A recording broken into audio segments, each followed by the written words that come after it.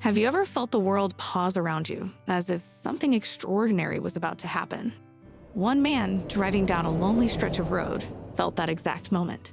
He slammed on his brakes, heart pounding, because something impossibly small clung to the asphalt, something that would forever change his life. In those seconds, he faced a life or death decision without even realizing it. Little did he know, this fragile creature, barely the size of a human thumb, would ignite a bond unlike any other.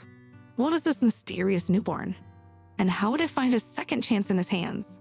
This is a story about compassion, hope, and the surprising resilience of a tiny life. It all began on a gray, unremarkable road in the countryside.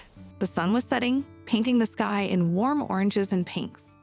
A man, whom we'll call Michael, was finishing up a long day's work, eager to get home. As he drove, something caught his eye, a small, fuzzy lump in the middle of the road. Its fur matched the asphalt so closely, he nearly drove right over it. Slowing down, he pulled over, thinking at first it might be roadkill or a piece of trash, until he saw it move, ever so slightly. Michael's heart skipped a beat. He carefully stepped out of his car and saw the tiniest creature, arms and legs sprawled out wide, as if hugging the pavement. At first glance, he thought it might be a newborn orangutan, but this little thing was so small and vulnerable, he realized it couldn't possibly survive on its own. Without hesitation, he scooped up the furry bundle, worried it might be injured, its eyes barely open, its breathing shallow. In that moment, something within him said, "This life matters," and he knew it deserved a chance. Once he brought the creature home, Michael prepared a makeshift bed out of a small cardboard box lined with towels. He knew almost nothing about this mysterious animal, but he was determined to help it survive. Its fur was damp, its tiny body trembling. Michael tried giving it a few drops of warm milk, using a specialized pump he had on hand for orphaned kittens. As the creature took the milk, its round eyes blinked in what seemed like silent gratitude. Michael set alarms every couple of hours throughout the night to feed it, each time wondering if it would even survive until morning. Slowly but surely, it clung to life and to Michael's heart. Day by day, the tiny being grew stronger. Its movements became more coordinated, and its grip on Michael's fingers hinted at surprising strength. Still uncertain about what the animal was, Michael consulted an online community of wildlife enthusiasts. An exotic animal expert suggested it might be a baby marmoset, one of the smallest primates in the world. Michael was astounded. He had barely even seen pictures of marmosets before, let alone expected to find one in such dire straits on a remote road. Adult marmosets are typically about 12 centimeters long and weigh less than 200 grams. This revelation explained why the fuzzy creature looked so different yet so endearing. Armed with this knowledge, Michael took on the task of nursing the marmoset, whom he named Milo, back to health. He established a daily routine. Every morning, he warmed a small portion of milk, carefully checked the temperature, and fed Milo drop by drop. Over the weeks, Milo's fur, once dull gray, began to reveal hints of color and intricate patterns, giving him an almost theatrical appearance. His eyes brightened with curiosity whenever Michael approached, and he returned that care with the kind of pure affection that animals show when they fully trust someone. Raising a wild primate, however, came with challenges. Marmosets have specific dietary needs, feasting on insects, leaves, and ripe fruits in the wild.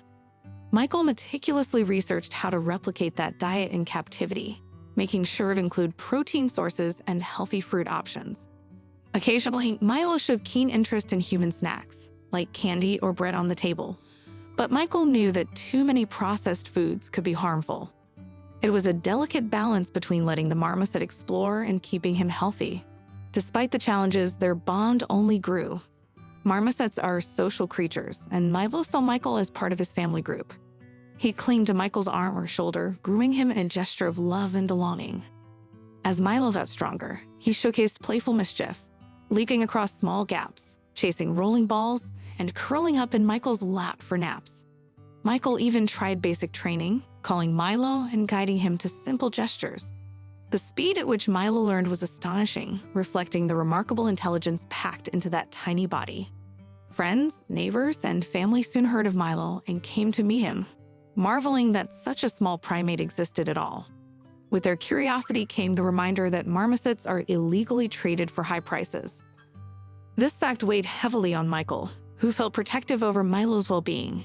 knowing that once an animal like this is reared by humans, reintroducing it to the wild is extremely difficult. Michael wrestled with ethical questions. Should Milo be placed in a sanctuary, or would he be better off staying with the human who had become his family? After consulting with wildlife experts, he learned that Milo, having been hand-reared, would be ill-equipped to survive in the wild without a troop.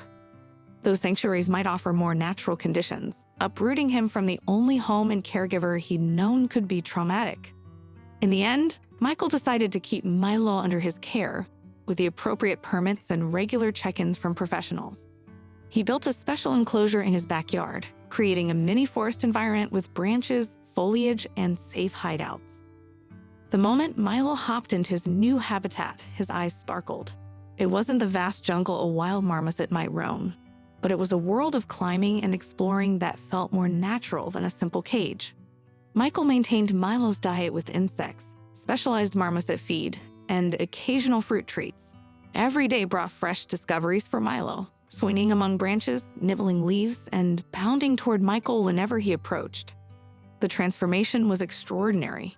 From a helpless newborn found on a lonely road, Milo had grown into a vibrant, curious companion. His fur had blossomed into a stunning array of colors, akin to a performer's outfit, and his affectionate chirps and childlike expressions won everyone over. He relished being petted and praised, nestling into Michael's hand to show his trust. Through all these milestones, Michael often found himself in awe. He wasn't a trained veterinarian or an exotic animal specialist. He was just someone who had chosen empathy in a single pivotal moment. Milo's journey from near death to a loving home taught Michael that every life, no matter how small, can be a source of wonder and inspiration.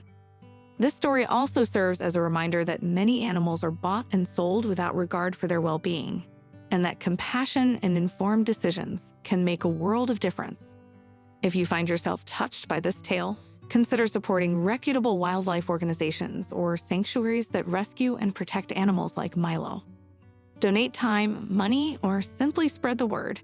You never know whose heart might be moved to take action. And should you ever encounter a creature in need, be it a stray, an injured wild animal, or anything in between, remember that a single moment of kindness can save a life and forge a bond you'll cherish forever.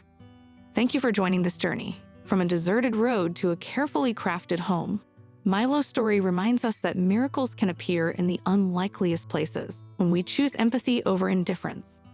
Stay connected with us for more uplifting stories. And if you haven't already, share this tale and consider following or subscribing to keep the ripple of compassion growing.